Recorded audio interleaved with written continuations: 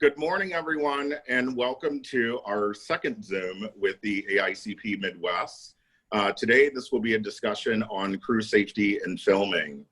The National AICP has been wonderful throughout this entire coronavirus pandemic, bringing experts to the table weekly for us, daily, 4 times a week, discussing forms like health questionnaires, waivers to continue allowing us to go into production, with labor negotiations with our unions, also including creating employee acknowledgement forms as well. So any of you companies that are out there that aren't currently members of the AICP, whether you are union or non-union, we hope that you will consider, joining and coming on board, as they've been a wealth of knowledge, I think, for all of our AICP members. If you're interested in learning more, feel free to reach out to us at aicpmidwest@gmail.com. I'd like to thank our AICP Midwest board. They have specifically kept the conversation that we're doing today open, as we want to make sure that everyone who is within our community can get this information so that we can all return back to the set safely and without issue. So for the sake of the next hour and a half, a lot of our focus will be specifically on crew safety, set safety, talent safety. We're hoping not to dive specifically into issues of liability or insurance, because a lot of those issues are being debated at a larger level than just production, obviously. So those will, or can be brought up maybe on a future panel that we might do. However, before I introduce our panel, I did want to take a moment to acknowledge that there is suffering that is going on in our country, and specifically within the Black community. I'd like to acknowledge that everyone is entitled to have an opinion, everyone is entitled to have a voice, and everyone is entitled to be heard. So if you, like my family or your family, have ever been violently affected by racial inequity, we send our thoughts, our prayers for compassion, change, for better health, and also for better safety. The AICP has been instrumental and committed to diversity. They have the AICP Diversity Initiative List, which is located on the AICP national site. They are specifically pointing out for clients and agencies, production companies, post houses that are LGBTQI owned, or minority owned businesses, or women owned businesses. So we can start there by beginning to support some of those organizations that are AICP members. At the end of our discussion today, we will send out information on resources that all of us can be a part of, whether it's financial or you're volunteering to help, many of our community organizations, which right now so desperately need our help. So today, I will be moderating this panel alongside AICP Midwest board member Marsie Wallach, who's also a veteran line producer here in Chicago. For the sake of our conversation, there obviously is a chat section, which is located on your screens. Marsie, if you want to talk a little bit about how the communication will go back and forth, that would be great. Sure. So guys, at the bottom of your, good morning. And you will see me looking off at my text and at your chat. I am not being rude or unengaged, but that's my role in this, is to get your voices heard today. At the bottom of your screens, there is a little chat icon that looks like, the little bubble from a comic strip. If you click on that, that will open a chat bar on your right. There are 2 options in the little blue part that says 2. There's a pull down menu where you can chat panelists individually or all panelists and attendees. I would encourage you to chat all panelists and attendees because Lisa Massour is helping me monitor these chats and bring the questions to the forefront. And if you chat just the panelists or individual panelists, we have asked them not to be looking at their chat because it really disengages you from the conversation. So I will be the only one disengaged. So that's it. Back to you, Q. Great. All right, so without further ado, I'd like to go ahead and introduce you to our panel of experts. So we will start with Sean Hennessy and allow him an opportunity to tell the group a little bit about himself of SAG-AFTRA. Hi, Sean Hennessy here from SAG-AFTRA Chicago. I manage the commercials and corporate educational department for the Midwest region, which is Illinois, Indiana, Wisconsin, part of Iowa, and we also help administer areas like Michigan and Twin Cities. So I've been with SAG-AFTRA for about 11 years now. Keeps me very busy. I love the talent that we work with and the different situations that come up day to day. Keep me coming back. Prior to that, I had some experience on the payroll side, and I'm happy to be part of today's panel. Great to see so many Chicago faces here. I'm born and raised in Chicago, so it's good to see us making an effort with AICP Midwest to help get the word out about these new protocols and things that are going on. Awesome, thank you. So then we will go to Jules Tomko, who's president of Essanay Studios. Hi, my name is Jules Tomko. I know there's a lot of people on this Zoom meeting today, so a lot of people may not know me. I've been 49 years in this industry. I've worked 42 years as a gaffer with the union 476. I've owned Essanay Studio and Lighting for 37 years, and now my partnerships are with George Leahy and Jim Shear. And I will be talking about stages, equipment, and crew. Awesome, awesome, awesome. Then we will hop to Brad Matthys, president of IATSE 476. Morning, everybody.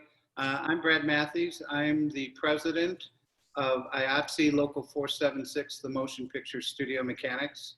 I've been a member for 43 years, primarily working as a key grip, although I did an awful lot of different jobs over the years. We represent the studio mechanics who do roughly 80% of the jobs on a motion picture or commercial set. And it's my pleasure to be here today to answer any questions you might have. Great. We'll move on to Tim Harris, Freelance First AD. Hi everyone, Tim Harris, DGA First AD, born and raised in Chicago, been in the business since 1992, 20 plus year member of the DGA.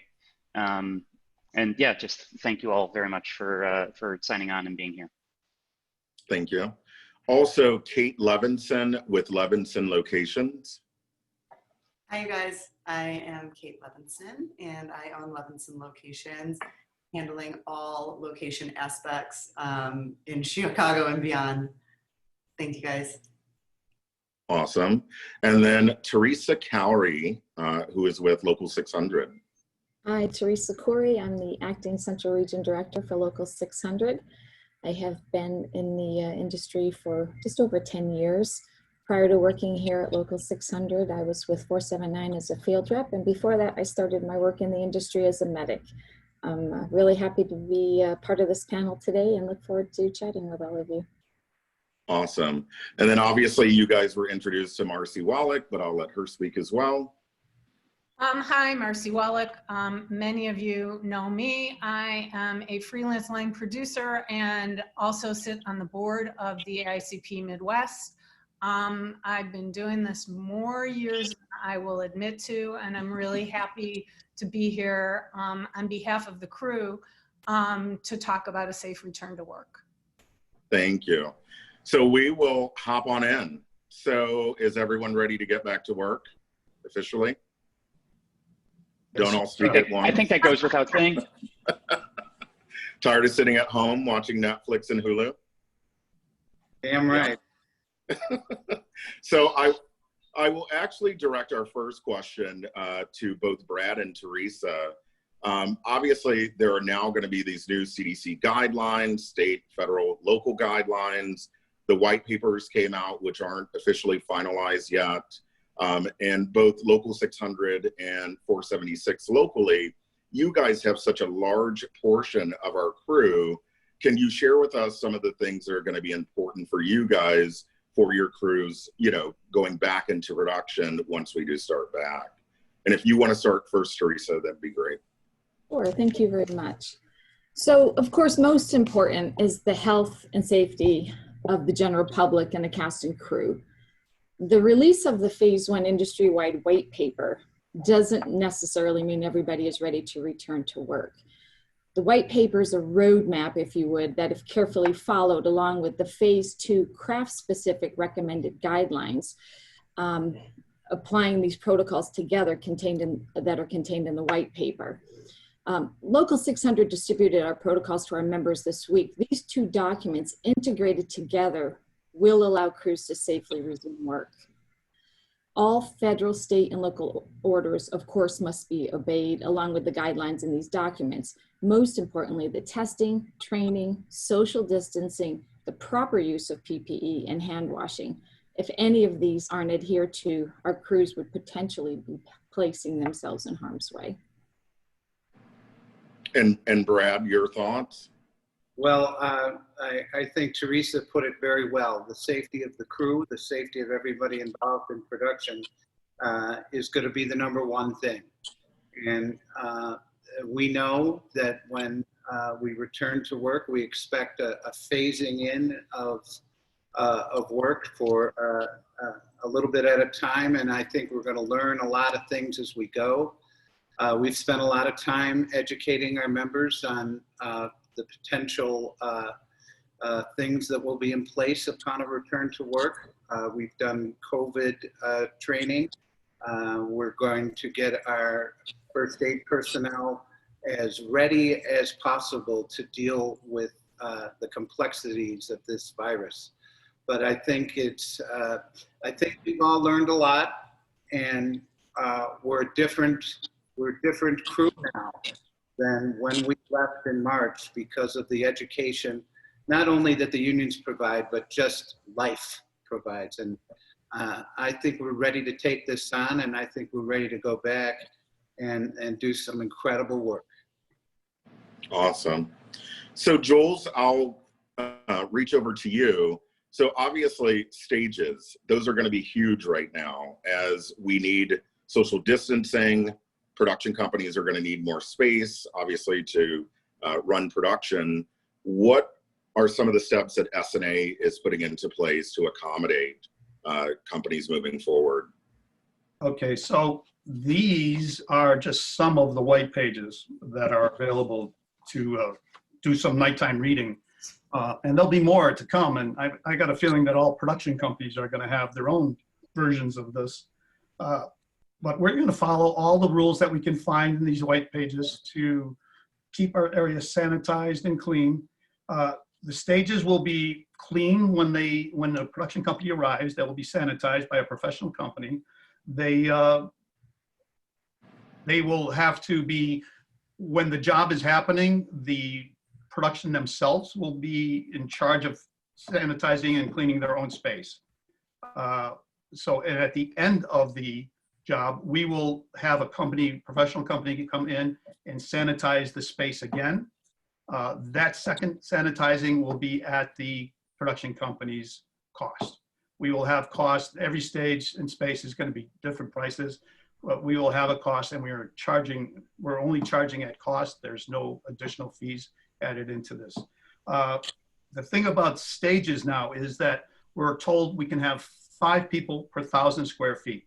So this is kind of a game changer considering the locations are going to be a little more complicated. So on stage 1, we would have 48 people available to be on this between the stage and the production areas. On stage 2, we would have 25 people available for those 2 areas. And in our production space, you'd have 5 people available to stay in that production space. So we're trying to make it as easy as possible. All our equipment will be sanitized also. As you receive it, it'll be clean and sanitized. And that's about that for stages. Great. Well, I think, Kate, obviously stage location, that's always the debate.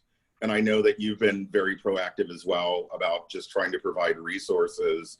Where do you see this going from a location perspective moving forward? Yeah, we are feeling very confident that we'll be able to move right into shooting on location, obviously with quite a few additional considerations.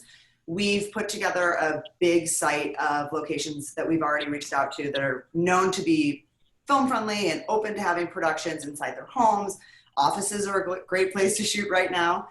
And then we'll be working on making sure that we always have auxiliary locations and additional areas for departmental separation. So separate lunch locations, you know, tenting. So that'll be something that our department will be following very closely on and making sure that like we make it super easy for productions to be able to still get what they need on location. You know, tiered people who are on set versus the people who are on site in order to keep crew sizes small. My company is offering our location managers as sanitation specialists, so that you can kind of have, like, maybe if a location manager, we're gonna have to keep crew sizes a lot smaller, as I think we've all talked about. So figuring out how to do multiple things, I think is gonna be really important for all of us, and working really hard together to keep everybody safe. And sort of the same thing like Jules said about cleaning. I mean, locations being cleaned before and after. I think each production will determine in many cases how they want to handle it. And we'll be just, I think we all just need to be flexible in helping to figure it out. Agreed. So can I actually jump over to Tim, because Tim, you're now, you know, as an AD going to have to schedule for different local, state, you know, individual municipalities as well. Do you want to talk about some of the thoughts around how we bring in crews into the space on location versus stage a little bit? Sure, of course. So I think just in general, it's important to note that as Theresa alluded to this earlier, aside from, you know, there's the industry-wide white paper that's out there floating around. As Jules demonstrated, there are other white papers. There are white papers specific to each union, guild, the Chicago Department of Public Health, as well as the Illinois Department of Public Health are going to issue guidelines.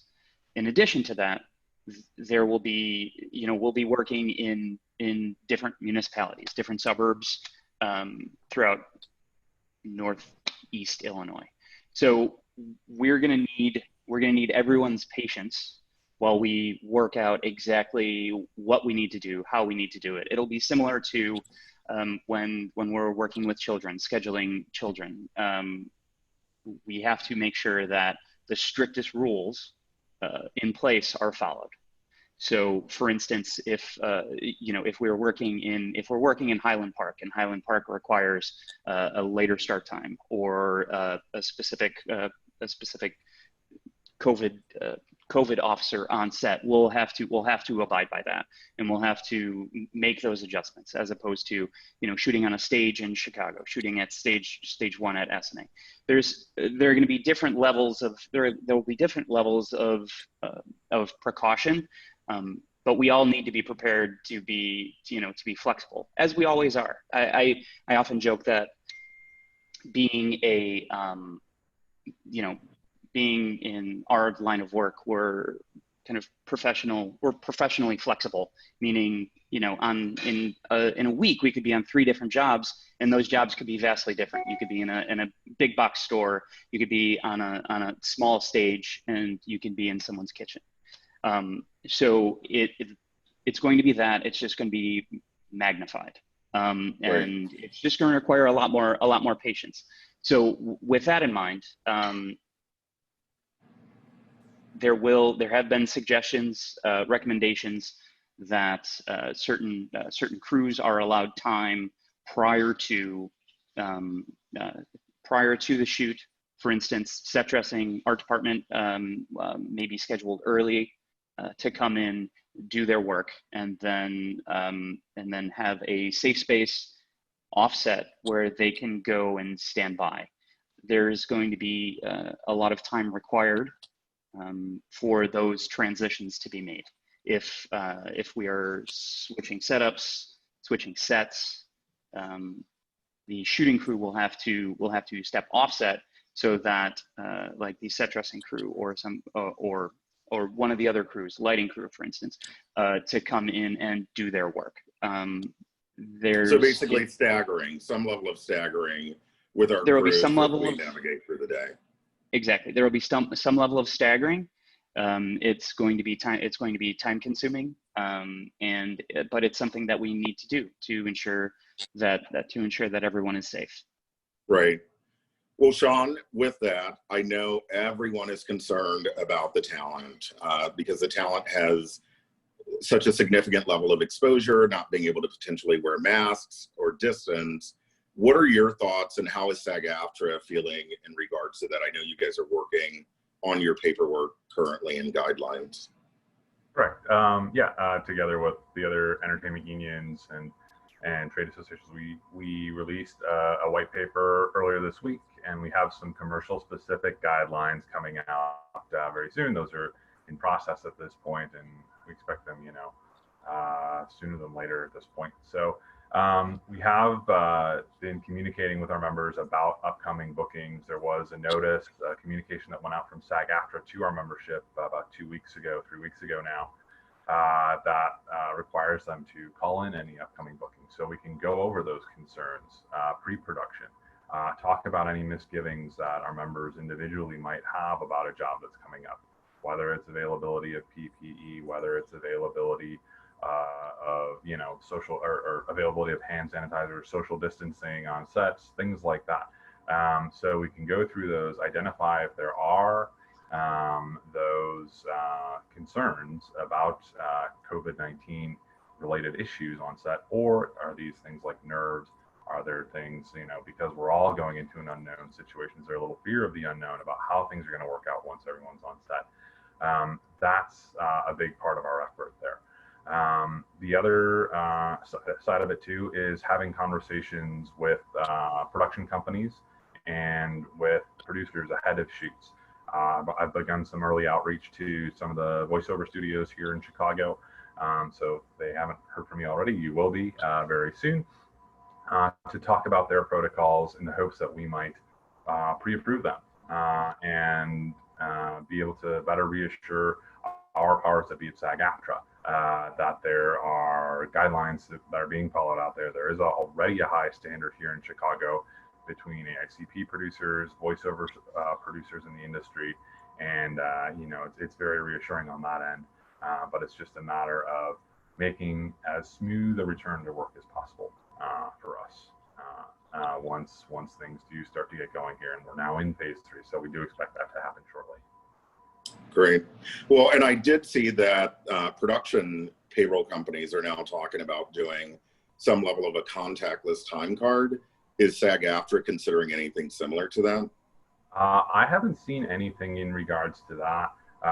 We do recommend that tablets be available on set, or that performers essentially avoid any paperless kind of things and do as much of those employment contracts electronically as possible through, DocuSign, through PDFs that are fillable, things like that.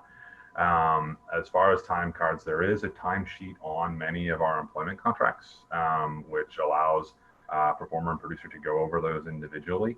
So that definitely helps the situation immensely, just because it's all there, and most of our membership kind of knows where to look when they're putting in their overtime or a meal break or what have you. But I'm sure, this will provide an opportunity for advancement on set and on matters like that. And time cards may be something we have to look at this point. That's just one of the many things we're looking at as a union right now to try and better understand what changes might be taking place in the future. Great. Hugh? Yes, go ahead. We have a lot of questions coming in, and we've taken our first half hour. So would you mind if I start asking Let's go. questions to our Let's panel? go for it. Okay. Here's my list. And everyone, we're going to try to accommodate as much as possible. We are going to concentrate mostly on the safety questions. If there are questions about how much does something cost, or what about the price, or, what does this do to the cost of a commercial, that's going to be something that we likely won't get to today. This is all about the safety. So the first thing I'm going to take this one is somebody answered, is this going to be mostly about commercials, or are you going to touch on features? AICP, American Independent Commercial Producers. So this is going to be about commercials. I know the white papers, the documents at large cover everything, but you know, we're going to talk about commercials today. There's the indie film town halls and things like that. So if you're looking for that information, I would start looking towards that. One of the questions that keeps coming up, and I think this is mostly to Brad right now, is insights into training. What type of training will be available? Is it available? Will it be available to all members of 476 or just certain job categories? Brad, you're muted. I was the first one to do that, damn. Anyways, our training mostly is available to all members. We've been running so many, we've transferred to online training, and we've done a lot of it, usually 2, sometimes 3 training sessions a day. And most of our classes are available to all members. We've certified over 200 people in aerial lift, forklift, high reach fork, and scissor lift during this period, 200 certifications at least. We have spotlighted our training. We've brought a COVID doctor, an expert in for a lot of members to get that kind of education.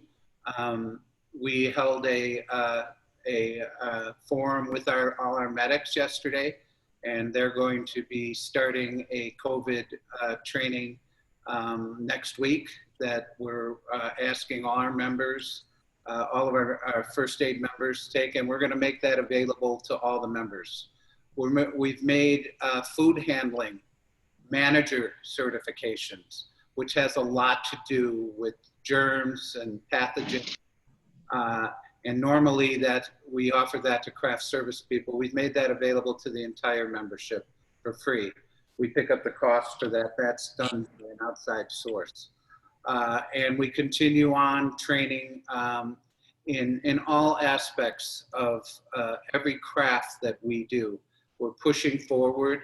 This has been a good time to catch up on our training because we've been so busy.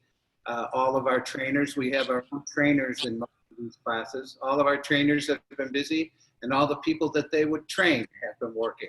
So we've caught up. And we're not going to stop. We're going to keep training in all our crafts, and we're spotlighting on getting our people as far out in front of what this is going to look like when we get back to work as it relates to the virus that we can. Thanks, Brad. Theresa, you seem to have opened the floodgates by saying you were a medic in this business. Oh boy. So how, can you just shed any insight on, and this is, kind of not in your 600 area, but just any insight on what you think a medic is going to bring to this? I mean, a lot of these white papers and AICP guidelines talk about, a safety officer, a medic. Right now it's, whoever seems to be in charge of that, and every production should deem who that person is, and every production should have a medic. But can you speak just, I don't know, from your medic experience? I would say, first of all, the white paper is pretty clear on it, saying that it's an autonomous person who would be skilled, trained in the COVID training.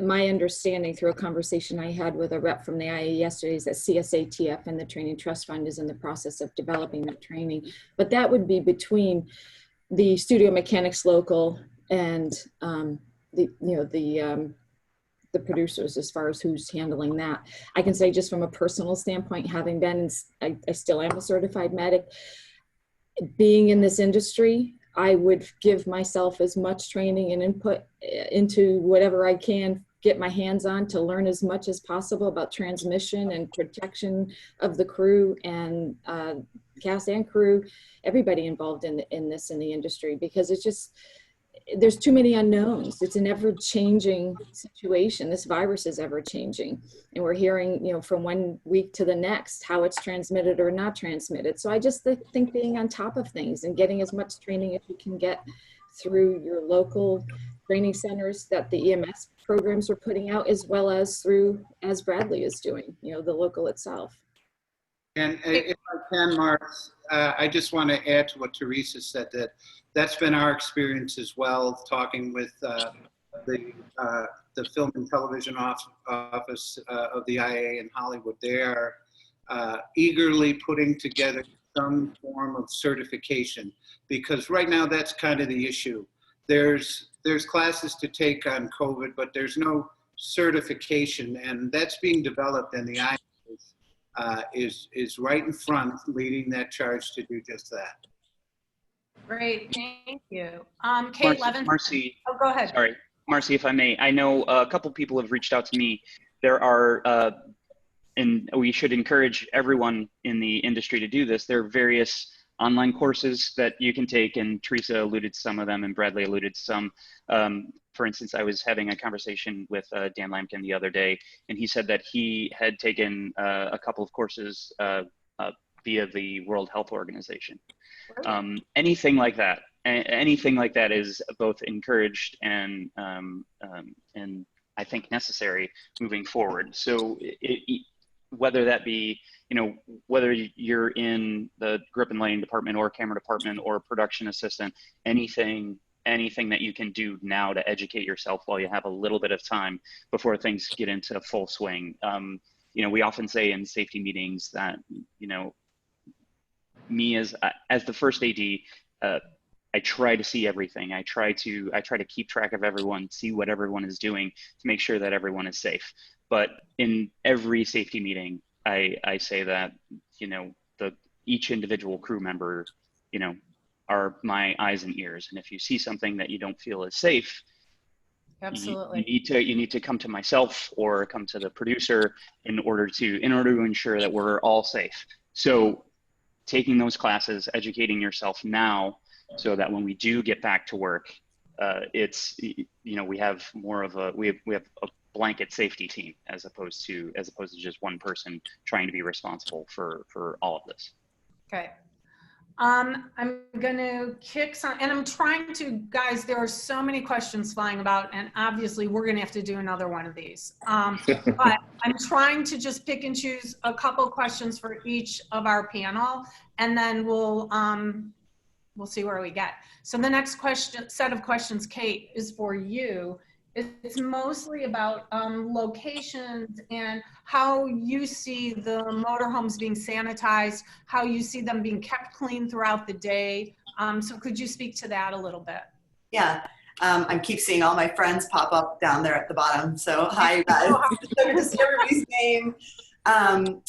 So you know, I also own MoPro Chicago. So our motorhome, we're planning on having, and I'm sure that Gig Rig and the other motorhome, I mean, I guess Gig Rig's the only other one, are going to be doing the same thing. But, you know, making sure that air is being filtered, windows are open, fans are on, limiting the number of people inside, that the motorhome driver is masked and gloved, cleaning the motorhome before, and then keeping the motorhome clean, really, really clean throughout the day. And, you know, maybe for us, like we're planning on putting up auxiliary tents, you know, creating a wardrobes, maybe a wardrobe tent outside instead of in the back, just being able to create more space. And from a location standpoint, we have already reached out to many, many of our homeowners who have said that they have other places where they could go. So they're able to vacate the location in advance of the production.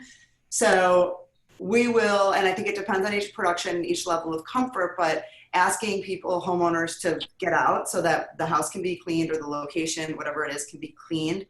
And then that nobody is breathing, living, and coughing in it between when it's clean and when we're there. And then having it clean before those people move back in. Okay, great. Marsie? Yes, I'd like to add Jules. something to the location side of this. Please. I think locations are going to be the most difficult, I think, in our task. just because of the limitations of how many people we can have inside the house. We're limited to 10 people, I understand. So from my point of view and the lighting and grip point of view, I think it'd be great if we had houses that had nice windows that we could light through, to limit the amount of people and equipment inside, so that we can make it much simpler lighting system. So maybe I don't need 4 people inside. So maybe art department can get an extra person or 2 in there to help out. If we can get things like that, that would be very helpful to us. Of course, we need to have the director, the DP, everybody's got to be on board with this, and right down to the agency, and to simplify some of this, because 10 people in and out, shifting back and forth is going to be very time consuming. So, I think that that's a really great point, and I think a lot of that obviously is going to fall on producers to, you know, help us to convince our client agency and everybody that, like, we know you really love this house because it's got the right feel, but like this house is going to actually logistically work for us. So it'll be a collaboration for sure. Yeah, and I was just going to chime in. I think as well, as a production company owner, most of us are having those conversations that things are going to slow down. It's not going to be as quick. Where we could all fit into one house before, we may have to buy the other 2 houses on the side, you know, in addition, so that we are properly distancing, especially when we are considering things like staggering in, you know, our crews. Also, the idea of, you know, the virtual viewing, right, versus clients and agency necessarily being on set, or perhaps they're tented in another house. So just trying to come up with solutions and be very honest and realistic that there are obviously cost implications that go along with it, is definitely what I am doing, and I'm sure the other companies are doing as well. and one other thing, try to keep away from second floors. That's just gonna really put a little hitch in our giddy up. I'll echo that one. So, A great ranch we can shoot in all day long. and it's gorgeous. So guys, there are a lot of questions flying about, about guidelines, and I was actually gonna do that in my closing, but since that's coming up right now, let me just run through a couple things that may answer a number of questions, really broad strokes. And please know, those of you that I know can reach out to me about anything, you know, email, I'm there. So anyways, yes, there are AICP guidelines right now. There is a white paper, 600 sent out guidelines, I think maybe yesterday. So there are a bunch of guidelines. Every production company, not every, many production companies have taken the 600 the AICP guidelines, and they are making them their own guidelines. And and the white paper is, you know, DGA, IA, you know, a whole bunch of different people are in that white paper. So here's the important thing to remember that is somewhat difficult. Guidelines are guidelines. Guidelines are not union rules. They are guidelines. Everyone is going to take those guidelines, and by everyone, I mean every production company, and do what at this point works for that particular project. Is it a location? Is it, you know, is it a city street? Everyone, I would think, and I know this from being on all the AICP calls, you know, they want to keep people safe, and they're going to follow the guidelines, mostly AICP company, the AICP guidelines, the IA guidelines, the 600 guidelines. What, as Tim said, whatever keeps people safest, there will be masks required on sets. Social distancing when at all possible. I mean, I know at some point somebody's going to have to be closer than 6 feet. That's why they're wearing a mask. There will be, you know, from the companies that I'm talking to, there will be medics on set. There will be a health questionnaire that goes out, you know, a couple days before, just to make sure, hey, you know, I haven't had any of these symptoms. There will be temperature checks, which at this point people are asking for, and who knows, that may go away as we learn more about the symptoms. But all of those things are things people are going to put in place from guidelines, but everyone needs to remember that guidelines are guidelines. At this point, they are not rules. So everyone needs to ask questions, and I am so happy to see the 800 gazillion questions flying through the chat, and that's why I'm just trying to pick out the ones that that I can. Okay, so I'm gonna stop. If I may, just 1 second, Marcie, if I may just add Go something. ahead, Jules. I'm sorry to butt in again, but I think the problem's going to be with crew people, and we have to figure this out, is if everybody has variances of their guidelines, you're going to get crew people come on to shoot and they're going to say, well, they made us do this last job. Now, why you're not making us do that? So I just want to explain to crew people that this is going to be very complicated and difficult to get started on. When we go back to work, it's going to be a slow process. And I think everybody needs to just calm down a little bit and go with the flow, and we'll figure out how to get back to work and do it safely. And if I got just a quick point. I'm looking at all these names in the chat and these faces in front of most of you. What we love is a great plan for a job. And we got the people that I'm seeing who know how to do this. Each job's different. It's going to be different challenges, but we're going to have to get the department heads and the producers and the directors and the camera and we're going to have to come up with a great plan to do these jobs. And I'm looking at the people that can do it. So, Yeah, it's really a situation where patience is going to play out. It's good that we're starting with smaller size crews so that we can get our feet wet in these situations. It's much easier. It would be, it's much easier to start with 10 people as opposed to 30.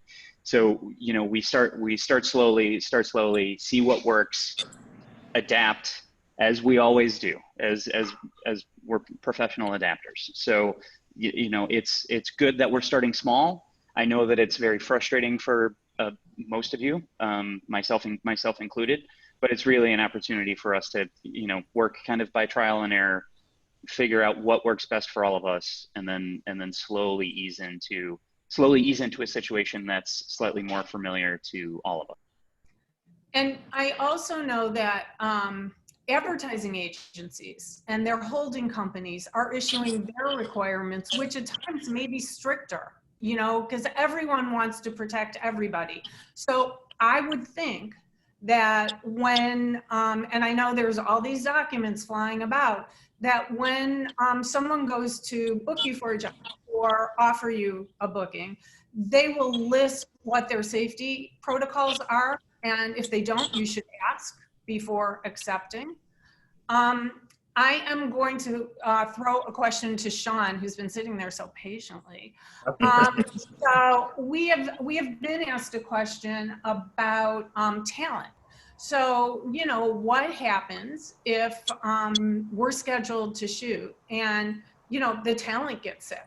I mean, I have heard rumblings, and I don't know how this plays out in SAG and contract and money and stuff, that, people will also book backup talent, just like we used to do in the old days with kids, because what if the kid wakes up with a chicken pox? So is there any, have you got, obviously you've thought about that. So could you speak to that a little bit? Yeah, to a degree, I'm happy to kind of speak to that.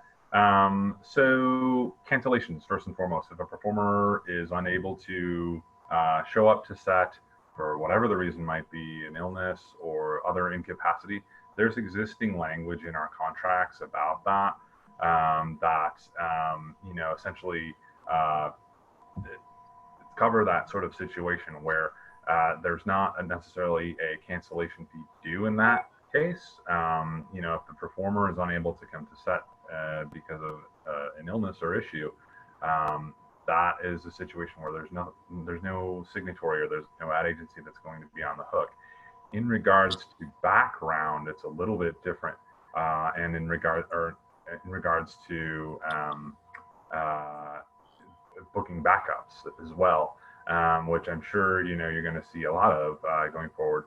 When you offer a booking, that needs to be worded very carefully, because once a booking is offered to a SAG-AFTRA talent or a covered performer on our set, essentially, that implies that payment is due, and there's a variety of cancellation provisions in the agreement. So if there are backups being considered, check avail. check availability is the term that's often thrown around in casting circles. Might be the way to go about that. But it's important to be very careful about when an offer of employment is made, whether you say you're booked, you're on hold, show up on Thursday, however that's worded. If employment is implied at that point, then there may be an expectation of a cancellation fee. And if you do run into an issue, absolutely, please call us at the union. We want to hear about those situations. And usually if we know about it in advance, there's a way that we can have a dialogue and better understand the situation. And it's not just, hearing about it after the fact when there's not as much we can do.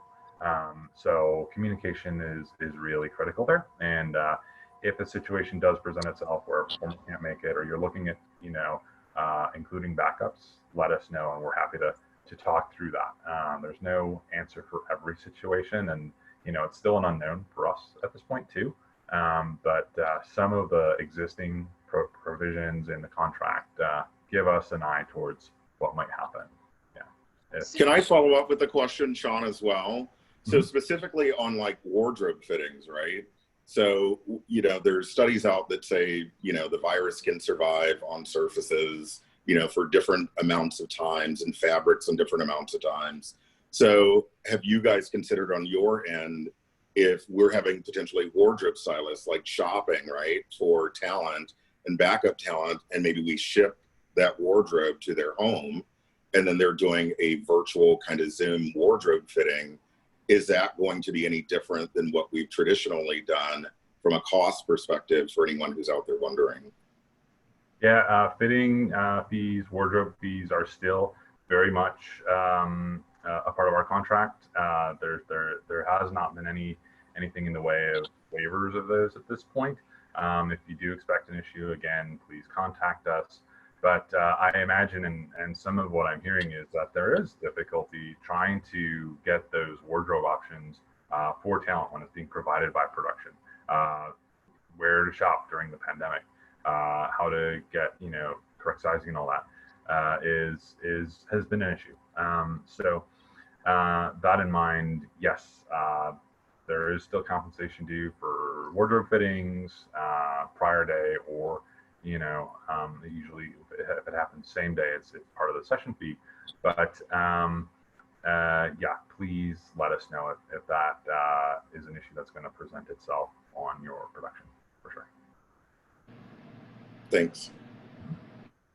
Marsie, muted. Oh, thank you. Train went by, so I muted myself. One other question, Sean, is I know that companies, when they're booking talent, they're supposed to engage with SAG to tell them about like their plan. Can you speak to what you would want to know from that? Yeah, so there's a variety of guidelines. I mean, we've all kind of spoken about it at this point in the webinar, about the white paper, about the various union guidelines that have come out. And those are very reassuring about a smooth return to production capacity. There's a lot of input from all of the entertainment industry labor unions on that. And we do have a fairly confident sense of how things are going to move forward in that respect. But there's always going to be variables. The location, is it in a outdoor location? Is it in a studio? Is it in a municipality or a state where there's a high COVID-19 rate? What's the budget of the production? Is this, an AICP producer that's handling it? Is it a JPC authorizer where there's a bit more of an assurance that things are going to go smoothly? Or is it a low budget digital waiver thing? Or is it a regional spot or something with a really small budget where we might need to have a conversation there about assurances, about PPE, social distancing, things like that. So with that, I think the intent of those conversations, and as we receive CAS clearances and reports from our members, we'll probably be reaching out to you at the ad agencies or the production companies to talk about location-specific matters. We hope that's a very brief conversation. We expect it to be at this point. But it's all in that vein, is trying to control those variables that you can only monitor production to production. So Q, there's a question that I think you can address. Oh boy, here we go. Okay, so if you know, if there was the unfortunate circumstance that you were doing a job, you had all your protocol, everything in line, everything you could possibly do, but somebody does get sick, and you know, who knows where they got sick. But if they got sick within the range of dates that may have exposed your crew, what would you as a production company put in place as far as contact tracing? So I think this falls into the whole health coordinator realm, right? Which it's up in the air who's currently going to be doing that. But in my opinion, we would obviously want to know as a company that this did happen, so we can notify everyone else that it did happen as well. But, you know, once guidelines come out for this health coordinator position and everything that they're going to be handling, I think we'll honestly have better direction, because I know in some areas, the health coordinator is actually someone from the government, depending on where you're shooting. So I would love to be able to fully answer the question, but I think once that position is defined, I'm sure there will be protocols in place as to how this will work. Okay. So you would anticipate that if, sorry, train, hope you can hear me.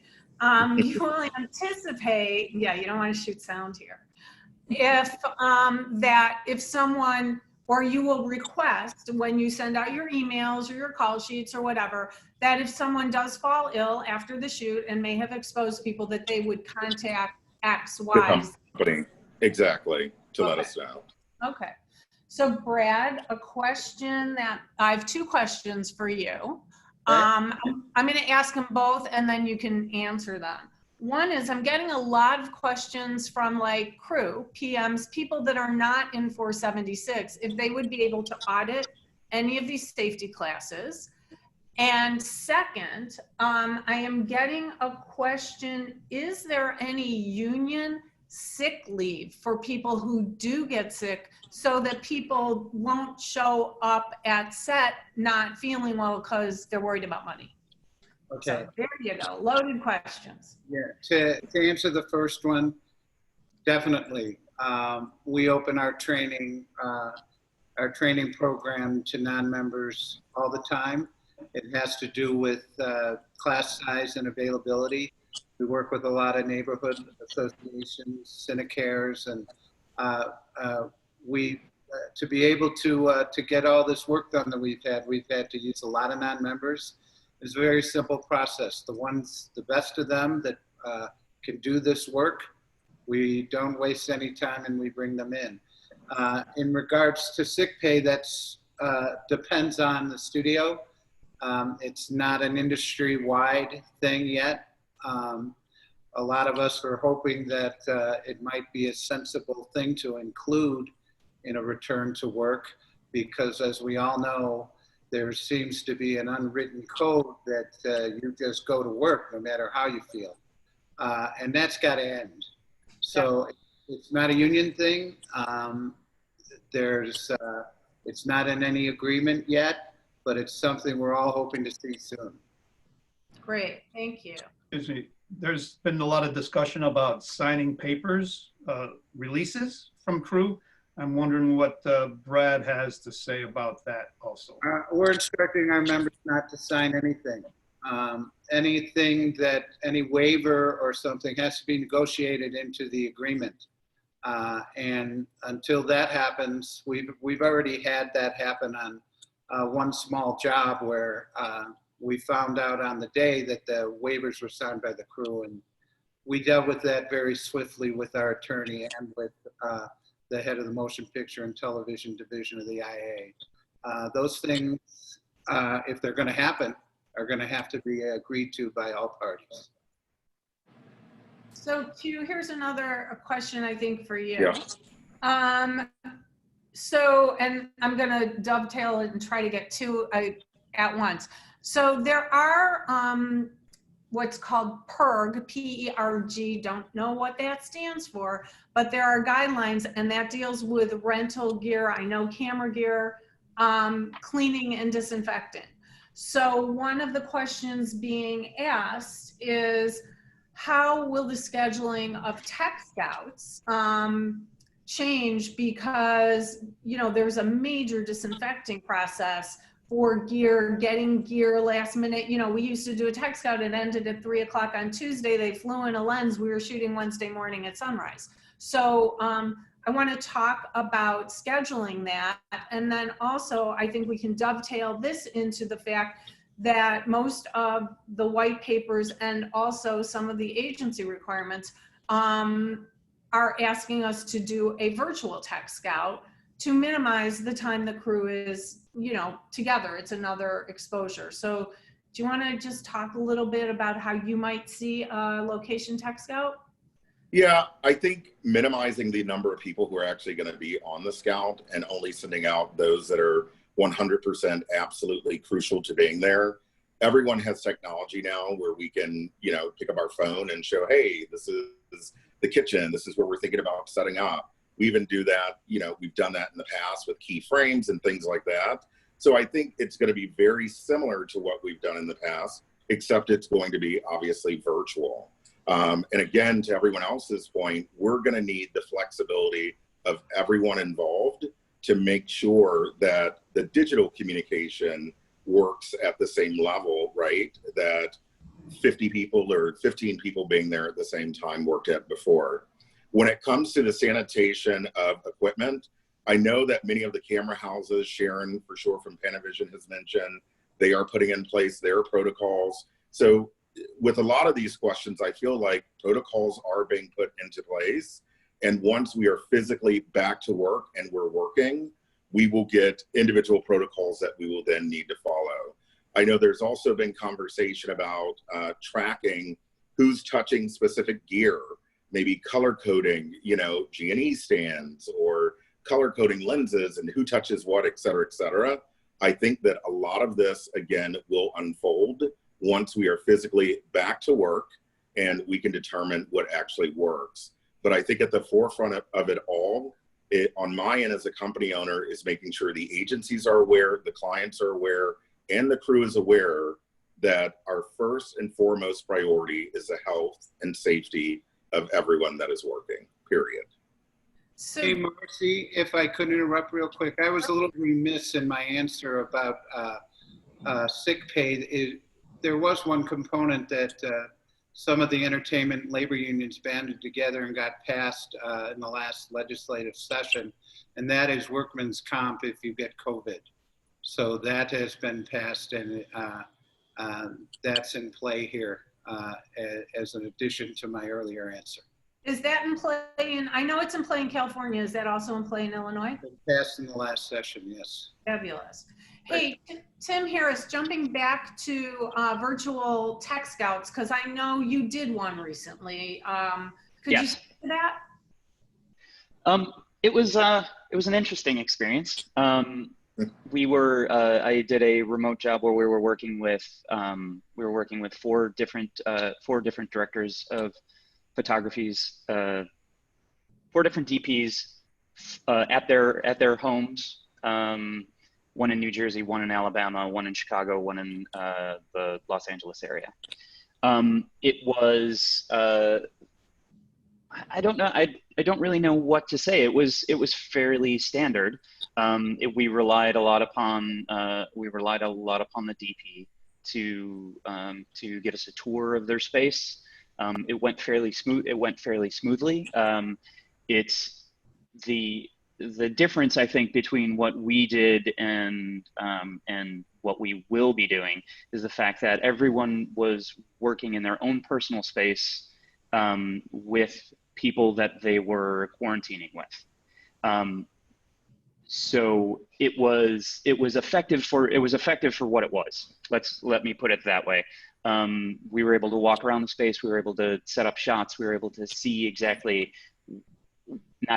roughly what we would be seeing on the shoot day. I think the difference is going to be, we will be in different spaces on locations likely with crew. There's going to be there will be a lot more overlap with the people who are actually there. Does that make sense? I think it's going to be, it'll be it'll be effective to a point, but it brings up a lot of new questions as opposed to what I did a couple weeks ago. Okay. Jules. To answer some of the questions, PERG stands for Production Equipment Rental Group. Thank And you. it's compiled by all these companies, and this is 59 pages. It's minutia beyond minutia. What we are doing at Essanay is any equipment that goes out of our studio will be sanitized. If you take an order out the door, it'll leave sanitized. If you take a generator out the door, the cab will be sanitized. If you take a grip truck, the cab and the equipment in the truck will be sanitized. And when it comes back, it gets sanitized again, ready to go out again. So that's just the reality of what a lot of these papers talk about, is for safety on all the equipment. So I'm getting a couple of questions about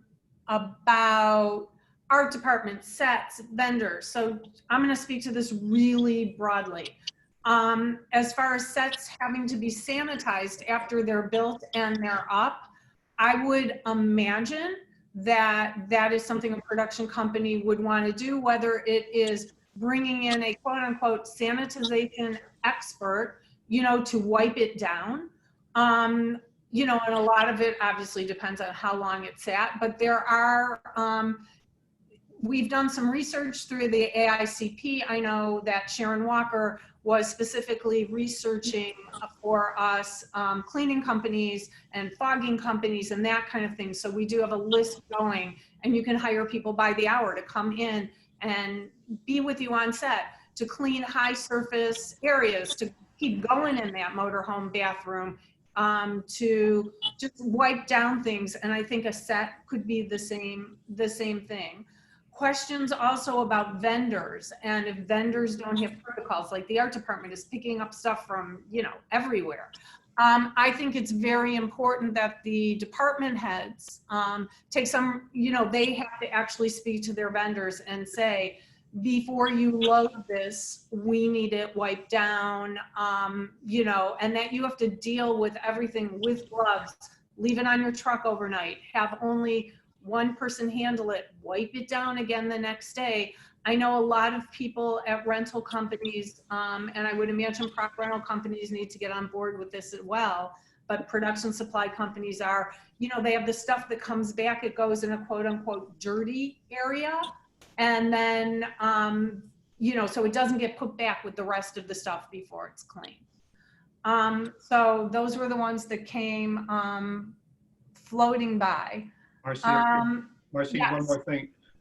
We will have electrostatic units that will help in sanitizing larger areas.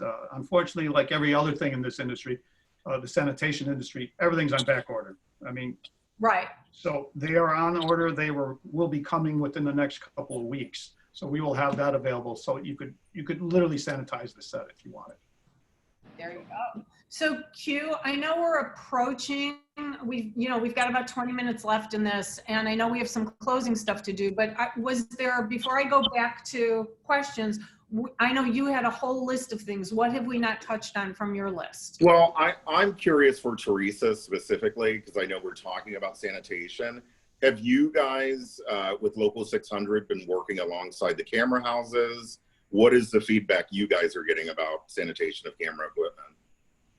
So the PERG document that was just referred to, it does stand for Production Equipment Rental Group. It published draft protocols for use by vendors such as rental houses and stages, and they would supplement the guidelines contained in the white paper and Local 600's recommendations. We have recommendations within ours on cleaning, disinfecting, and such. Local 600 members were involved in those discussions. The final draft has not been published as far as I'm aware. And Local 600, we have not yet endorsed that document or its contents, but you know, the time to sanitize is going to depend upon, I think it will be production specific, right? It may or may not require amount of time depending upon the backlog at the camera houses, the needs of the facility, and their ability to implement the guidelines that we are hoping to see. So I think it's, it's a united effort between, I could speak just in what I've said. We've got three things. We've got the PERG document, Local 600, and the white paper, all which have ideas or, cleaning recommendations. So I think, as we've stated before, this is an ongoing process and one that's going to have to unfurl itself as it starts to see what best works, but using the highest possible quality and standards and recommendations. Thank you. So I also want to kick over to Sean on a question regarding Zoom casting. One of the questions that had come in with the early sign-on, do you think we will get back to in-person casting? Like, what is kind of SAG-AFTRA's viewpoint on that, Sean? Yeah, I mean, I think we will hopefully, get to a point where in-person casting can resume somewhere down the line. In the interim, we've seen a lot of these Zoom casting calls. It seems to be going fairly well. I've had a couple of questions over the last couple of months that have popped up on it. We're not pushing the standard exhibity audition report form that so many are familiar with, that's in our agreement for performers to sign in and out on. That, although it's a PDF agreement, it's not an easy one to have performers individually sign on, and there's also PII on there, personally identifiable information, so to share that is an issue. What we are asking is that casting associates, casting directors, give us a list of those who are auditioning for a particular commercial. Send that into the union just like you would a standard audition report form, and we're happy to accept that. If in some instance, I really haven't heard this happen very much at this point, but if there was an instance where a performer was in maybe a Zoom waiting room over an hour, then you get into audition overtime concerns, and it's going to be on those performers individually to document that if it presents itself. But otherwise, it does seem like the Zoom casting calls have been going fairly smoothly, and we're obviously glad to see that. And we've got great casting directors here in Chicago and throughout the Midwest as well. So it's reassuring in that respect. Thank you. Mm-hmm. So, and I'll kick over to Brad as well. And I have a question specifically regarding hair and makeup. So hair and makeup is obviously working with the talent, probably not having as much of an ability to social distance. I mean, do we foresee, the recommendation being the full-on, plastic shield along with the mask and, garb all the way down? Like, what are you guys thinking currently, Brad? Yeah, that's a great question, Q, and it's the number one elephant in the room for our membership. We've had several forums with makeup and hair, and it's a great concern. It sure looks like going back, we're going to see full face shields with masks, and there's talk of some ultraviolet light, this UVC. It's a top priority in the negotiations, and we know the actors, I'm sure Sean could speak to that, are very concerned about this. And rightly so. The people that are actually touching other human beings are makeup, hair, and wardrobe, and those are being dealt with. And it's going, there'll be a lot of hand washing, and specifically their work in the trailers where they're so close, the working stations are so close. I think it's logical to assume that when you're on a stage, you won't be doing makeup in a trailer. There's got to be room to spatially distance these artists to protect them, and ventilation. Ventilation is a big thing, especially in regards to makeup, hair, and wardrobe.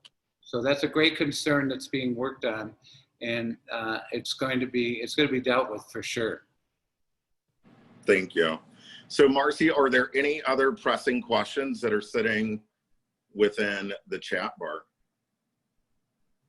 Marsie, you're locked off again. It was a train. It was the train. One thing that we haven't discussed, or some might tell you they like not hearing me. One thing that we haven't discussed is sound. And I don't know if someone else can speak to this, but they're asking about laving talent. I mean, my understanding is there is a disinfecting process for a lav. Jules, you want to talk to that? I read in one of the papers, they're suggesting that you go to a boom operator only so that you don't use a lav. But again, that's going to be a problem with crew again. So you're going to have a boom operator and a mixer. Well, the mixer could be outside, but that is really the safest way, is to go to a boom. Well, I've been trying to talk to some sound people as well, because of course that's bringing another person onto a crew, you know, that kind of thing. And I think that there are some type of disposable somethings or just some, I don't know the details about it. So I would ask if there is a sound person in the audience that wants to type something in the chat so everyone can see it, that'd be awesome. There's another question about wearing masks and excessive heat. What I've been reading, and please someone else can weigh in on this, is there are lighter weight masks. You know, these are social distancing masks. You don't want a mask that has like a valve on it, because then that's letting that person's air out. You don't need an N95 for the purposes of social distancing. You know, you just need, if it's a cotton mask or a paper mask.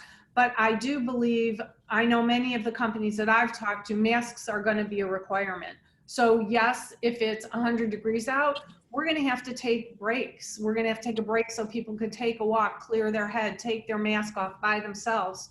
We're also going to have to take hand washing breaks. So that's just something that went by in the chat. Q, why don't you go ahead and ask another question? I'll see if anything is coming up about sound. Yeah, so, and this will go back to Tim.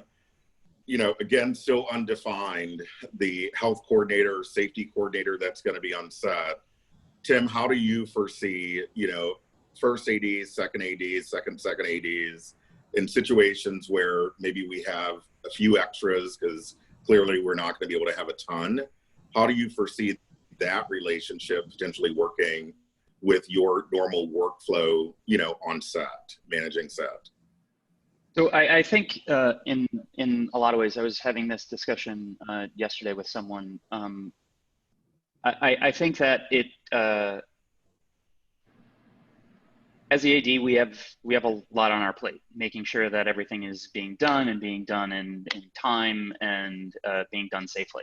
So I think relying strictly upon the AD to make sure that all of these things are being, all these rules are being followed, is unrealistic in a lot of ways. I think that the idea of having a COVID officer on set is extremely important. I think working with talent is going to be much more challenging, but just like anything else, just like any other department, we're going to require more time. Again, having people standing by right on set so that they can jump into a scene is not going to be possible. I think it's going to be, first of all, I think working with talent is going to be more challenging and more time consuming. Secondly, I think monitoring all of these protocols and recommendations, things that we're implementing on set, is going to be a larger job than what someone in my position, first AD, second AD, is really going to be able to do. I think it's going to be necessary for us to have someone there with us on set specifically for that purpose. But again, I cannot stress enough that this really is going to be a group effort. We're going to rely upon individual crew members, department heads to help us police each individual department. We will we will be there to this is in my opinion. I'm still waiting to read. I know that I believe that they've been published, but I have not seen them yet. I'm waiting to see what the Directors Guild has to say about what they are requiring specifically of production companies. You know, how we are to conduct ourselves on set. I'm assuming that we will be there to make sure that that things are happening in time and safely. But again, I think it's something to oversee. Yes, to get into the minutia, I think we are going to need someone on set with us specifically geared toward making sure that everyone is safe. Does that answer your question? Yes. Okay. In a roundabout, beautiful Tim way. So cute. Yes. We'll just pretend we're on set and I'm coming up to you and saying, so we're kind of getting out of time. So yeah. I believe that, I know we have some closing. Yeah, it is my weapon. I know we do have some closing comments to make. I just want to ask our panelists if anybody wants to say anything short, you know, that they haven't said, and then Q and I will close it up. And we got to do another one of these because things are ongoing and there's lots of info. So if you mind, I'd like to say something. Just so everybody's aware, at Essanay, we are attempting to amass a PPE stock that will be available to production companies. And again, it's kind of a nightmare because a lot of things are not available, but at some point in time, we will have enough stock for production to come to us and get it. So that's a helpful thing, I hope. Thank you. And I would like to say that I have somebody at my company kind of monitoring the chat, and we'll go back, and if there's any location questions or questions that were relevant to my department, we will email you and answer them directly. And don't hesitate to reach out if anybody needs anything at all or has any questions they think I can answer. Thanks to everybody for your concerns about talent related matters today. It's great to be a part of this AICP webinar. And as things move forward, you know, no one has all the answers. I think that's an important thing to highlight. And we're all sort of tackling this thing together. And we look forward to a dialogue that continues. It doesn't just end here with the webinar today. There's practices and procedures that are going to be identified that are really good, that are going to be identified over the next weeks and months to come. And those are things that need to be replicated. And then it's going to be interesting moving forward. And I look forward to speaking with you all as production begins to resume. Okay, and real quickly, I just want to say thanks for having us. And as we build a bridge to a hopeful, safe, effective vaccine for this disease, I know at the beginning it's going to take a little bit of patience, and we're letting our members know that. But as we progress, we'll do what we always do and get the job done in the safest manner that we can. So thanks again for having us.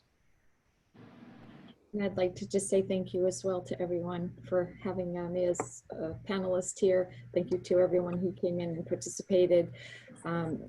If our members from Local 600 are on and you have not received a copy of the white paper or our recommendations, please just email me and I'll make sure that you get a copy. And I'm looking forward to a united moving forward of getting all of us back to work safely. Thank you. All right. I think we should definitely have another meeting. And we will have another one in 2 to 3 weeks. I am told a recording of this one will go out, and we can all get these chat questions. I believe that, and thank you, Lauren, for doing all the tech work on that. She will send this all out to us. So if there are individual questions that you want to answer, or again, if people reach out by email. So, okay, Q, where are we? Yeah, so I would just like to say, of course, thank you to everyone who participated. Thank you for those who hopped on to hear the conversation. There were a ton that signed up. I was getting text messages last night and emails from people trying to get on to hear what we were discussing today. So clearly it is a concern. But I would also like to thank not only Matt and Jane on the national level, but also our local Midwest board, which includes Lisa Massour, Mary Caddy, Lori Andropoli, Brian Sapanik, Sue Witham, Mark Andro, Tom Duff, Craig Lewandowski, Mark Eggman, Sharon Walker, Adam Wiebe, Craig Duncan, Corey Koken, Jonah Mueller, and of course my co-host here today, Marsie Wallach. So I hope everyone is safe, and please do reach out with any questions, or if you're, again, looking for ways that you can help within our community. As I discussed before, we will be sending out some information on that. Have a great day. Wait, before you hang up, I just have one thing that I want to say to the freelance crew, because I kind of feel like Tim and I are their representatives on this. And so I'll go into production mom mode here, which many of you know and hopefully love. I have been incredibly fortunate to have been on the AICP, to be on the AICP board, and to have taken part in 3 or 4 calls a week on safety, and really have been in this. And as I said before, guidelines are guidelines, rules will be forthcoming. But, from me to this family that we have in Chicago, and then all of you who are joining us from the greater realm of production, there's a couple things I just want to say. You guys all look both ways when you cross the street, and you stay safe. And all of these protocols will be put into place, and some people will put them into place differently than others. You need to ask questions. You need to keep yourself safe. You need to be ready to come back to work physically and emotionally. And if you're not ready, don't do it. And I know that's easy to say from that standpoint and not a money standpoint, but I think it's really, really important. So know who you're working for. Don't be afraid to ask questions when the job is offered about their safety protocol. And please take care of your mental health. If you are fortunate enough to have insurance, I have PHBP through the AICP, which is unbelievable. They have waived all deductibles and all copay for mental health at this time, because your mental health is as important as your physical health and all of us getting through this. So just take care of yourselves. And on set, if you don't feel safe, you got to go to that person in charge and say, I don't feel safe, and don't be afraid to do that. So, okay, those are my mom words, because I don't have kids at home anymore, so you're all my kids. So there you go. Thank you, Marsie. You're welcome. Have a great day, everyone. I'm really glad Marsie said that, because I couldn't have done it without crying. So. Oh, I'm crying. I'm believe me. It felt really good. Good. Goodbye, everybody. Thanks for your time. I love you guys. All right. Bye. Thanks, everyone. Thank you very much, everybody. Good job to you and Marsie. Great job. Thank you.